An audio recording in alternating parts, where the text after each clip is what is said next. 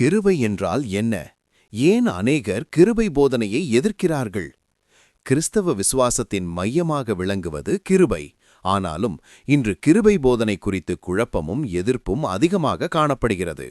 சிலர் அதை தவறாக புரிந்து கொள்கிறார்கள், சிலர் அதைக் கண்டு பயப்படுகிறார்கள், இன்னும் சிலர் அதை முற்றிலும் நிராகரிக்கிறார்கள். இந்த கட்டுரையில் முதலில் கிருபை என்றால் என்ன என்பதை தெளிவாக புரிந்து கொள்வோம். பின்னர் ஏன் பலர் கிருபை போதனையை எதிர்க்கிறார்கள் என்பதையும் ஆராய்வோம். கிருபை என்றால் என்ன? கிருபை என்பது நாம் செய்த எந்த நற்செயலின் கிடைத்த பலனும் அல்ல. நாம் தகுதி பெற்றதாலோ தேவனுக்கு பிடித்தவர்களாக இருந்ததாலோ கிடைத்ததுமல்ல. கிருபை என்பது தேவன் தன் அன்பினால் மனிதனுக்கு கொடுக்கும் இலவச தயவு. வேதாகமம் இதை மிக தெளிவாக சொல்கிறது. நீங்கள் கிருபையைக் கொண்டு விசுவாசத்தினால் ரட்சிக்கப்பட்டீர்கள். அது உங்களால் உண்டானது அல்ல, அது தேவனுடைய தகுதியில்லாத தயவு. எபேசியர் 2:8-9. மனிதன் பாவத்தில் விழுந்தபோது அவனை மீட்டெடுக்க தேவன் செய்த ஏற்பாடுதான் கிருபை. சிலுவையில் இயேசு கிறிஸ்து செய்து முடித்த செயலின் பலனாகவே நாம் தேவனோடு சமாதானம் பெற்றோம். கிருபை என்பது பாவத்தை அலட்சியப்படுத்துவதல்ல, மாறாக பாவத்தின் ஆட்சியிலிருந்து மனிதனை விடுவித்து புதிய வாழ்க்கைக்குள் நடத்துவதுதான் கிருபையின் நோக்கம். பாவத்தில் வாழ அனுமதி கொடுப்பது கிருபை அல்ல, பாவத்தை ஜெயிக்க வல்லமை தருவதுதான் உண்மையான கிருபை.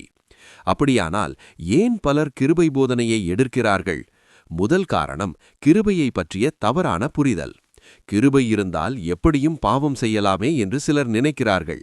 ஆனால் அப்போஸ்தலர் பவுல் இதற்கு நேரடியாக பதில் சொல்கிறார். கிருபை அதிகமாயிருப்பதற்காக நாம் பாவத்தில் நிலைத்திருப்போமா? ஒருபோதுமில்லை. ரோமர் 6:2-1.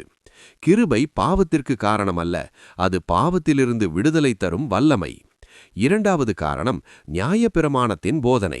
பல கிறிஸ்தவர்கள் நீண்ட காலமாக இதை கடைபிடித்தால் தேவன் ஆசீர்வதிப்பார், இதை செய்யவில்லை என்றால் தேவன் தண்டிப்பார் என்ற போதனைகளில் வளர்ந்திருக்கிறார்கள். ஆனால் வேதாகமம் தெளிவாக சொல்கிறது, நியாயப்பிரமாணத்தினால் அல்ல, கிருபையினாலே ரட்சிப்பு. கலாத்தியர் 2:16. மூன்றாவது காரணம் தவறான கிருபை போதனைகள். சிலர் கிருபை இருக்கிறது, அதனால் மனந்திரும்புதல் தேவையில்லை, பரிசுத்தம் முக்கியமில்லை என்று போதிக்கிறார்கள். இது வேதாகம கிருபை அல்ல. உண்மையான கிருபை மனிதனை மாற்றுகிறது.